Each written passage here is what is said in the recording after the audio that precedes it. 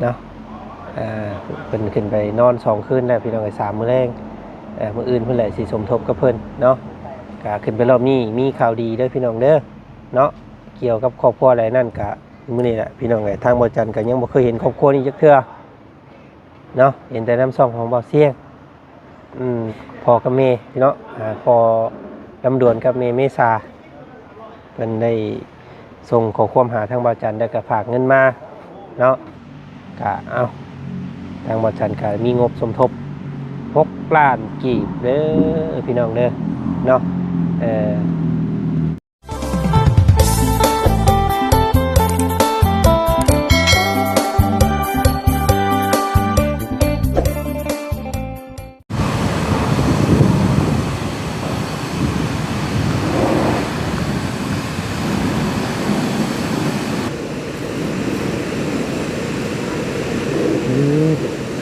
มาเด้อพี่น้องเด้อเนาะทำมะครัวกับข้าวไหมดีไว้แท้หากันแบบว่า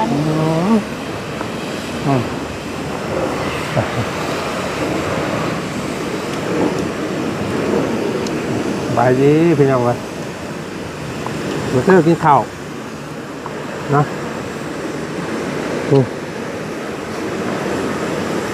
เอาน้องทรายเพิ่นออกมาล่างมันอยู่พี่น้องเลย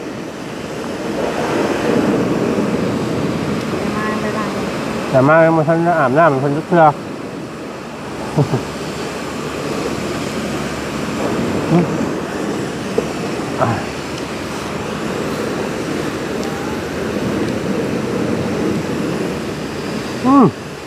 หอม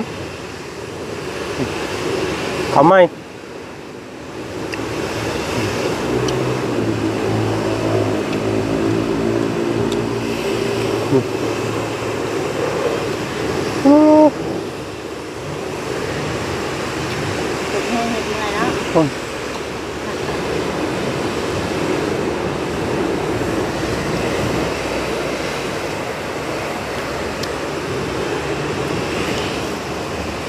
ทำครัว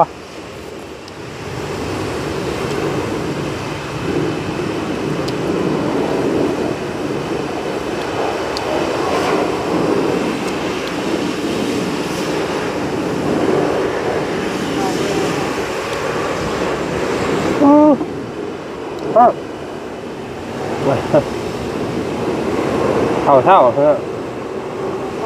ไปต่อ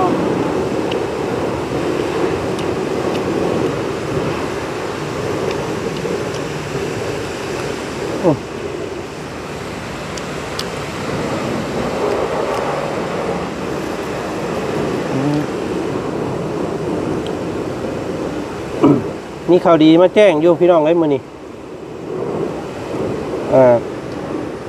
ที่เป็นข่าวดีครอบครัวอะไรนั่นกับกินข้าวกันทั้งนั้นพี่น้อง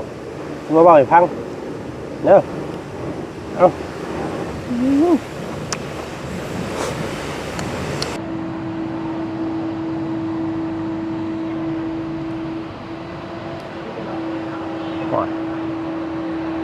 คลองแต่ข่อย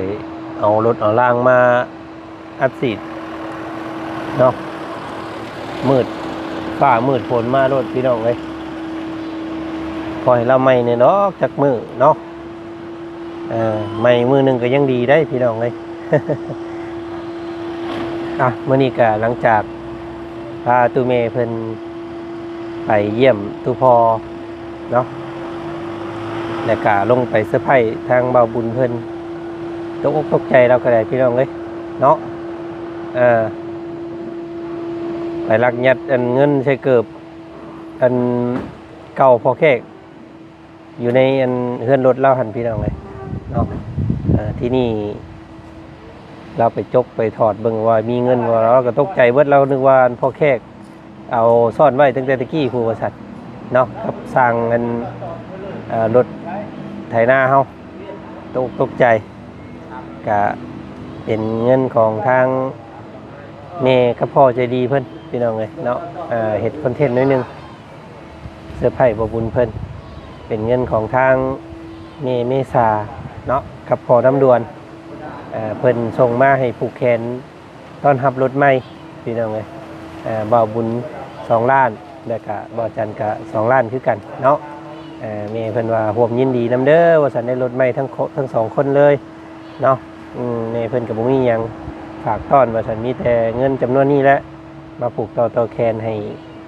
ขับหน้าคุณหลังเพิ่นว่าเนาะให้โชคให้มานพาร่ำพารวยเด้อว่าซั่นเอาสาธุพี่น้องเอ้ยขอขอบคุณขอบใจแม่กับพ่อหลายๆเนาะที่มอบน้ำจิตน้ำใจให้ลูกๆครับมอบเป็นที่เรียบร้อยเนาะเพียงเนาะทางเบิ่งมืออื่นสิพากันเดินทางว่าสิพากันเดินทางขึ้นเซโปนพี่น้องเลยเนาะเขาน้ำกะถือว่าเอาขึ้นมาเบิดแล้วทางเมนองเชอร์เพิ่นเนาะที่นี่กะยังแต่เข่ากลางพุ่นแหละพี่น้องเลยลงมารอบหน้าพุ่นแหละจังว่ากันอีกเนาะหน้าบ่อจันกับพุ่นแหละพอดีแล้วสิ้นเดือนพุ่นแหละพี่น้องเลยส่วนของบ่อจันนะเนาะแต่ว่าให้นึงอยากห่าวแล้วให้ตัวที่ว่าเขาเมนองเชอร์กับป้าเพิ่นไปซ้ำให้นะพี่น้องเลยเนาะก็ถือว่าห่าวแล้วเพื่อเกี่ยวพร้อมกันเพื่ออะไรพี่น้องจังว่ากันอีกเนาะขึ้นเนื้อรอบนี้กับหนาวได้พี่น้องเลยผ้าห่มผ้าแพรได้เนาะจำเป็นกับพวกเพิ่นยามหนาวนี่พี่น้องเลยเข่าไหมกะสิเตรียมเอาเข่าน้ำมืออื่นพี่น้องเนาะเสียเอาไปให้น้องซอนนี่กระสอบนึงแล้วก็น้องหัวกระสอบนึงพี่น้องเลยเพราะว่าน้องซอนเพิ่นก็มาซอยเวียกซอยงานช่วงนึงเนาะว่าให้มาเกี่ยวเด้อเข่าบอมาจ้อยพี่น้องเลยเป็นเราหลาบแล้ว ไม่ได้จะเอาเข่าไปให้เล่ามืออื่นเนาะจะเอาไปให้กระสอบเพราะละกระสอบกว่าทางเวียกแล้วเนาะแมนมาวันเดียวหลับเลยมันสิว่านักกับโมเมนนักพี่น้องเลยเกี่ยวกับเฮ็ดนานี่มันเกี่ยวกับคนคุ้นเคยความชินเคยผู้ใดบ่เคยเฮ็ดนี่ก็บ่นักเด้บ่เมื่อยเนาะถ้าเฮาเคยแต่เฮาเคยเฮ็ดแท้ๆยังบ่นักผู้เพิ่นบ่เคยเฮ็ดนี่เพิ่นว่าโอ้ยเฮ็ดให้บ่ได้มีหยังยากเลยเฮ็ดให้พี่น้องมีแต่เผาขี้เหงื่อขี้ตองแล้วก็ไปซักซื่อๆซักแล้วก็แล้วมีแต่ลกหญ้าลกตองเพิ่นเล็กๆน้อยๆอันนี้ว่าเนาะหลายขั้นตอนหวานไถคาดดำดกก้ามันโดดป้าโตเนาะถือว่านักนะว่าง่ายๆเนาะกะมื้ออื่นเดินทางพี่น้องเลยทางเบาไคลาเพิ่นขึ้นไปก่อนแล้วเนาะเพิ่นขึ้นไปนอน2 คืนแล้วพี่น้องเลย3 มื้อแรงมื้ออื่นเพิ่นแหละสิสมทบกับเพิ่นเนาะกะขึ้นไปรอบนี้มีข่าวดีเด้อพี่น้องเด้อเนาะเกี่ยวกับครอบครัวอะไรนั่นกะมื้อนี้แหละพี่น้องเลยทางบ่จันก็ยังบ่เคยเห็นครอบครัวนี้จักเทื่อ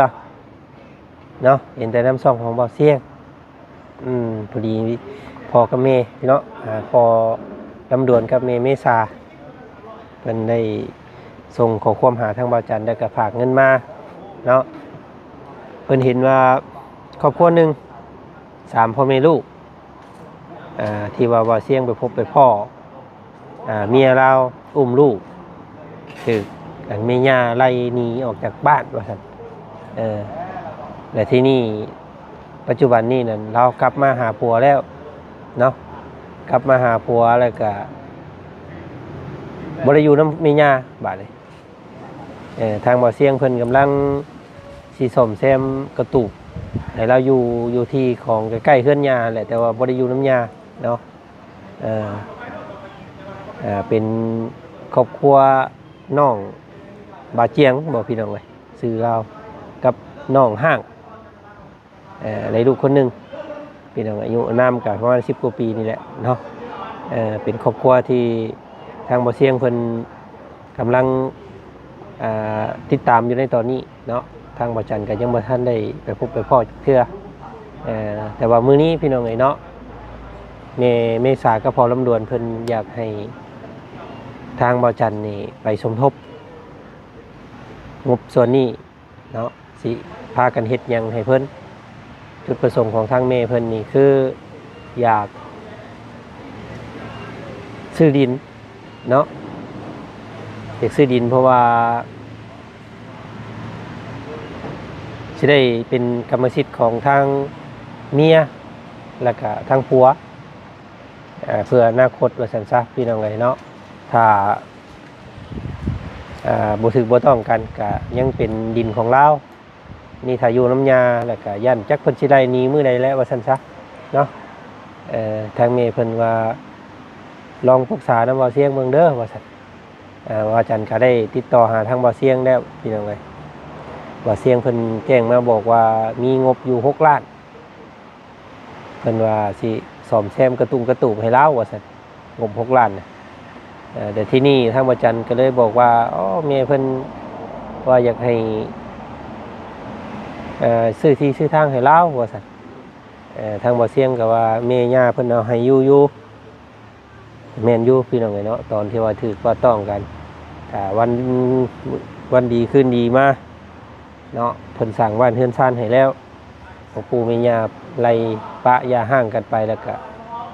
ของเฮือนน่ะมันสิตกเป็นผู้เป็นของเป็นผัวพี่น้องเอ้ยเพราะว่าอยู่ทั้งพุ่นนั้น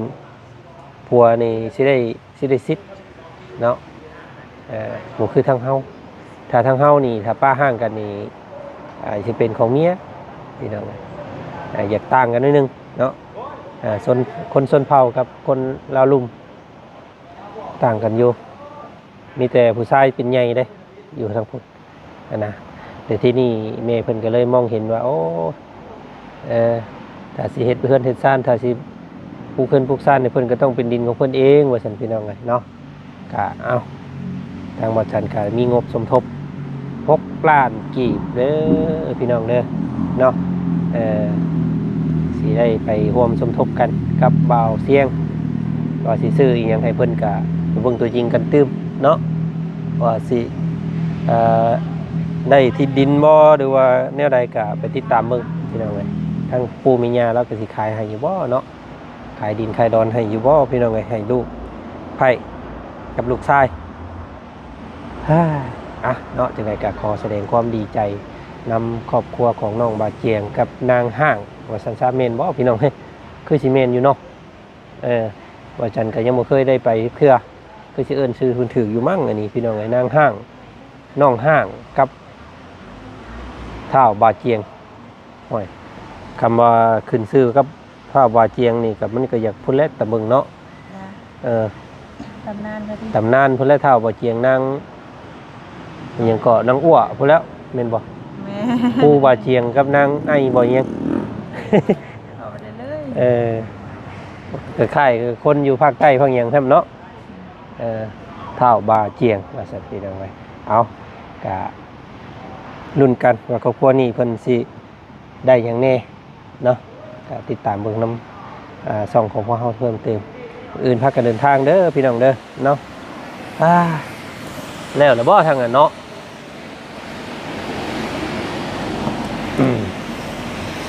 เป็นไรกะก่อนอื่นทางบ่จันกะขอขอบใจเด้อเนาะทางเมษากับพอน้ำดวนที่มอบหมายแห่งทางลูกเป็นสะพานบุญให้ในครั้งนี้เนาะทางบ่จันกะสิอาสาขึ้นไปแล้วกะสิเบิ่งตัวจริงเนาะว่าสมควรสมทบภาคส่วนใดเดี๋ยวบ่จันสิถ่ายทำให้พี่น้องเบิ่งชมเพิ่มเติมอีกเนาะเกี่ยวกับครอบครัวของท้าวบาเจียงนางห้างว่าสันซะพี่น้องเลยเนาะโอ้ยเอาพี่น้องเลยกะส่วนลายนี่ถ้าเฮาลงตัวจริงอยู่พุ่นนี่สิมีเหตุผล2อย่างนี่เนาะหนึ่งมานี่ก็บ่ถือบ่ต้องกับพ่อกับแม่ส่วนลายนี่ผู้หญิงไปอยู่นำผู้ชายเนาะแต่ที่นี่ก็บ่ถึกบ่ต้องเพิ่นนั่นแหละพี่น้องกับมีญาเนาะลูกไผ่กับมีญาได้แล้วเนาะโอเคเอาเนาะโอเคไปพี่น้องไอ้ทางบ่จันก็ขอขอบใจ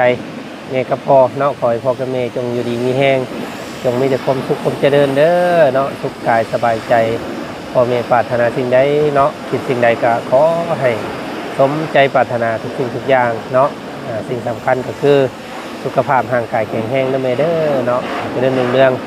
หน้าที่การงานพี่น้องเนาะขึ้นเหนือลงใต้ด้วยความตลอดปลอดภัยเนาะ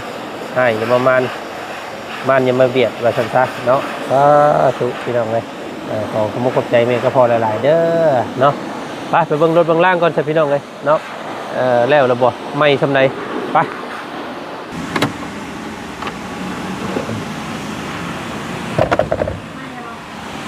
ไม่อยู่เนาะ คือไม่แล้วอ่ะ โอ้ไม่อยู่เนาะบัดนี้เนาะคืออยู่บัดนี้อะไรก็80อันนี้เอาให้กินน้ำได้เด้อ ขอบใจหลายๆ โอ้ตายบ่อยากกันออกไปลุยขี้ตมขี้ห้องแท้นี่เนาะ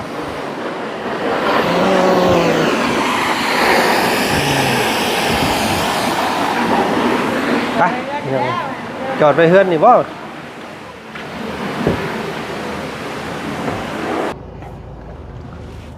เอากะล่างรถกับประมาณ100 กว่าบาทพี่น้องเนาะแต่ละเทื่อแต่ว่าประสิทธิภาพการล่างนี่สู่พังไทยบ่ได้พี่น้องพังไทยนี่เพิ่นนี่เดี๋ยวนี้บ่ได้มีเลยขาบกีบขู่เนาะ ยังคือเก่าดิ อันนี้เฮา ยังคือเก่าแต่ว่าล่างขี้ตมออกชื่อบอกง่ายเนาะ นี่ก็ดูแล้วเนาะ นี่ก็โอเคแล้วตามสภาพบ้านเมืองเฮาพี่น้องเอ้ย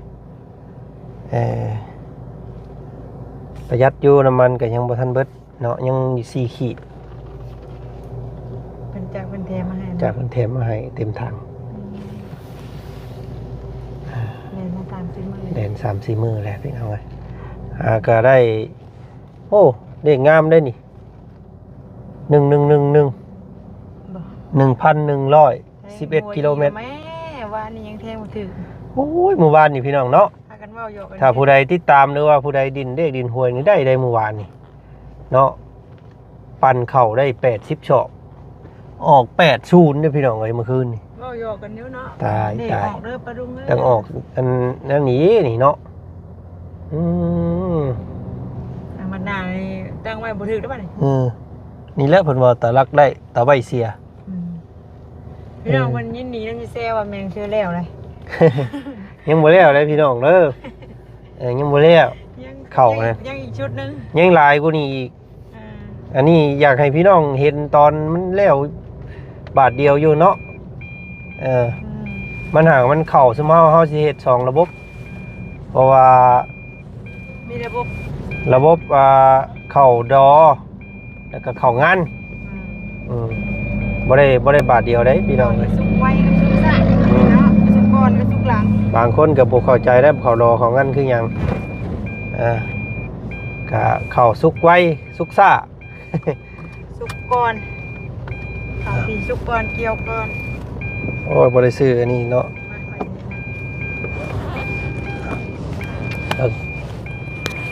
แล้วอ่ะเอาบ่ได้ใส่อันนี้มันก็บังคับได้รถรุ่นใหม่นี่พี่น้องเอ้ยเพิ่นนึงความปลอดภัยได้นี่ ครับ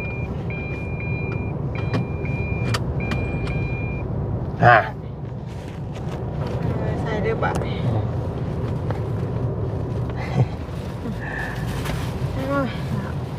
มีกี่ตุ่มอยู่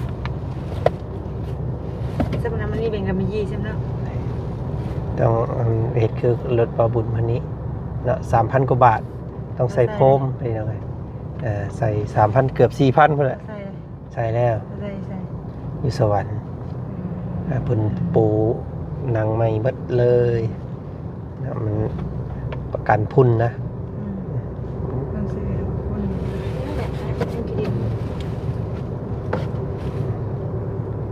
เอาพี่น้องเอ้ยรถใหม่เนาะป้ายแดงยังบ่ทันออกเด้อพี่น้องเอ้ยอยู่พังลาวเฮานี่